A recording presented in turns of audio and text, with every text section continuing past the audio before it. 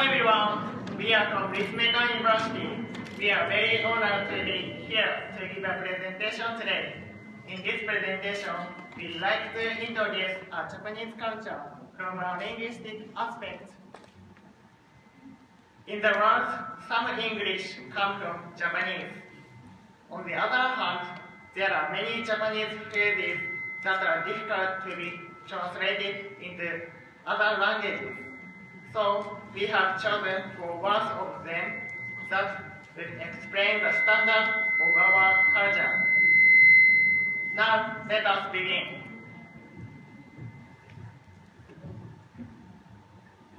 The first word I would like to introduce is this, honne to tatemae.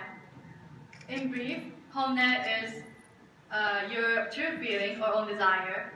On the other hand, tatemae is a pleasing facade that you share with others in public. Okay. The use of honne tatemae in general is considered as one of Japan's manners and etiquette, and which is quite confusing concept for non-Japanese people sometimes. And here's a question: can you ask a Japanese person, like, can you just tell me your honne, which is a true feeling, no tatemae? Well, I will say probably not, since unless you're in the person are close enough. Probably this concept might sound a bit negative to some of you, but the use of honne tatemae is not always a bad thing. This concept is meant not to hurt other people's feelings too. Disagreements are avoided as much as possible.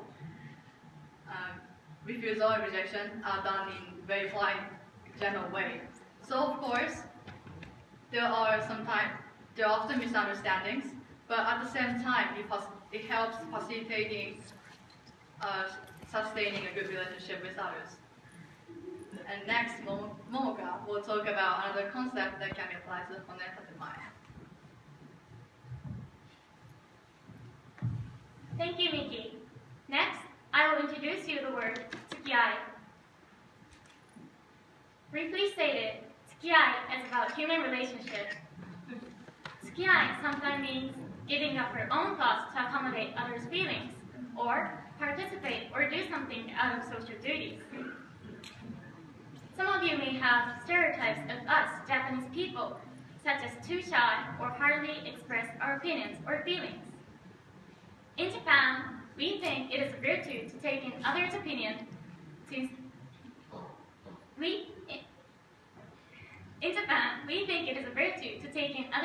Before insisting your own. Tsukiyai is the word that is based on this concept. Prioritizing others' opinion to our own desire creates cooperativeness. Also, it helps avoid conflicts and construct good relationship and fellowship between each other. This is how Japanese people think, and this is Japaneseness. Next, Rino and Kako will introduce you the words that are greatly influenced by the Japanese traditional culture. Thank you, Momoka. I'd like to introduce the word shoshin. In direct translation, beginner's mind. This word originally comes from Zen, which is one of the denominations of Buddhism. In brief, Zen practice is a way to cleanse our mental impurities through meditation. Back to shoshin, let me introduce shoshin more specifically. In Zen, having shoshin in your mind means keeping your mind empty. That is to give up all preconceived ideas and see things as they are. In other words, it is to do something as if you do it for the first time. The Apple founder Steve Jobs was inspired by Zen spirits creating his own products. If you keep your mind empty, it is open to everything. We can accept other opinions and come up with new ideas. I think it would be a great driving force for continuous innovation. Also, keeping your mind empty may be the key for communication.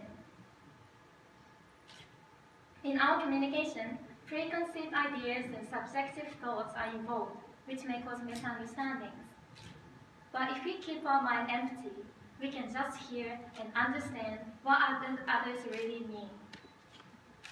I think having shoshin is a really good way to promote mutual understandings, especially in this globalized society. Next, Kako will show you another Japanese word related to Zen philosophy.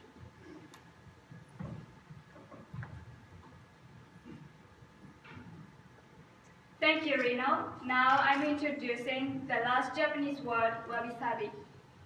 As Rino said, wabi-sabi is also related to Zen. Wabi-sabi is about simplicity and naturalness in things and views. Okay, so what is wabi-sabi? Well, wabi-sabi is regarded as a single aesthetic principle, but it actually consists of two different words, wabi and sabi. Both wabi and sabi originally meant very negative, but the meaning gradually changed, and today, wabi means simplicity and harmony with nature, and sabi is about natural progression of time and dignity. Wabi-sabi is a Japanese sense of beauty, and it is not easily translated in any other languages because it is more like Japanese sensitivity than concept. Wabi-sabi is found in Japanese culture itself, for example, tea ceremony, temples, and art. And wabi-sabi is a consideration towards other people, things, and nature, and it has creative Japaneseness. Next, Shoda is going to conclude our presentation.